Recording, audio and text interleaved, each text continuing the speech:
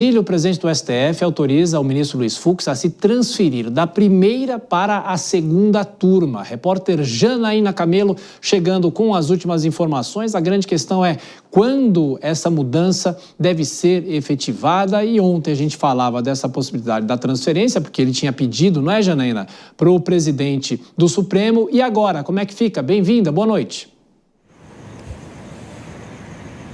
Muito boa noite para você, Thiago, para todo mundo que está assistindo a gente aqui na Jovem Pan News. O ministro Luiz Fux começa os trabalhos na segunda turma, já na próxima sessão, na semana que vem, né? Como você disse hoje, o presidente do Tribunal, Edson Fachin, concedeu essa transferência. Para ele foi um pedido dele ao presidente, porque, por regra, esse pedido tem que ser feito ao presidente do tribunal.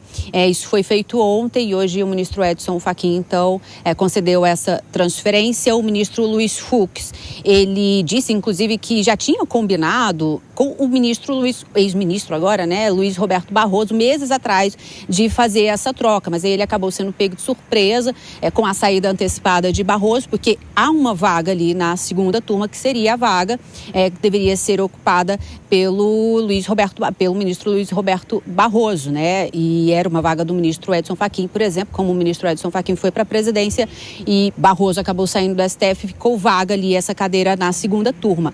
Então o ministro Luiz Fux deixa agora a primeira turma, onde estava sendo muito isolado ali em votos, em casos, ações ali, sobretudo de matéria penal, que a gente tem visto, por exemplo, nos julgamentos do golpe, e deixa essa vaga ali na primeira turma para o indicado do presidente Lula, a novo ministro do STF, que certamente será Jorge Messias. Então, o ministro Luiz Fux, Thiago, ele indo para a segunda turma, ele leva com ele todos os processos de relatoria dele também, mas que não começaram a ser analisados. Agora, os processos que já começaram a ser analisados, como, por exemplo, aquele recurso de Jair Bolsonaro contra a inelegibilidade, a decisão do TSE pela inelegibilidade dele, por exemplo, que já começou sim, já foi distribuído, já começou sim a ser analisado, aí fica na turma de origem, no caso ali na primeira turma, e aí o ministro Luiz Fux, ele sempre vai precisar voltar na primeira turma para tomar uma decisão nesses processos, então, de relatoria dele, que já começaram a ser analisados. O novo ministro que vai ocupar a cadeira ali na primeira turma não vota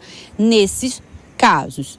Agora, Thiago, alguns analistas ali jurídicos com quem eu conversei hoje, depois dessa decisão, dizem o seguinte, que essa mudança ali foi uma decisão matemática do ministro Luiz Fux, que ele quis, na verdade, não apenas sair ali da primeira turma, porque ele estava sendo um voto divergente, um voto isolado em muitas matérias ali penais, mas para evitar que primeira e segunda turma tenham maioria nesses casos, né? Nessas ações de matéria penal, das quais ali o ministro Luiz Fux tem um posicionamento diferente da maioria dos ministros do STF.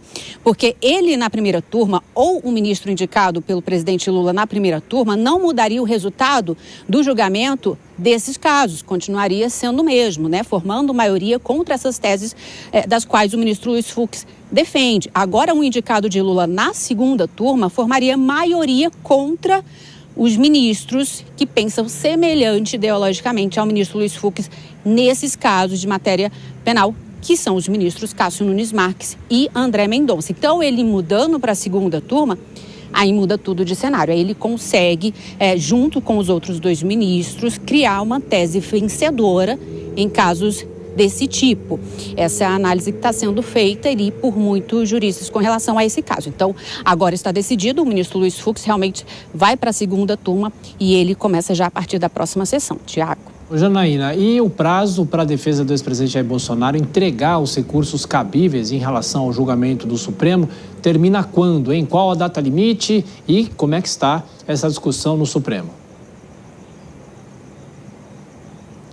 Pois hoje foi publicado o acórdão do julgamento, são mais de 2.000 páginas ali, tem todos os votos escritos de todos os 5 ministros, e aí com a publicação, por regra, um dia depois da publicação, ou seja, a partir de amanhã, começa a correr 5 dias de prazo para apresentação dos recursos por parte ali das defesas dos condenados, né? E aí esse recurso, Thiago, é o embargo de declaração, é o permitido no momento, que é um tipo de recurso que serve ali para apenas esclarecer pontos obscuros ali, omissões no julgamento. Então, as defesas vão ter até segunda-feira, porque como é corrido, começa amanhã, tem até segunda-feira para apresentar o embargos de declaração.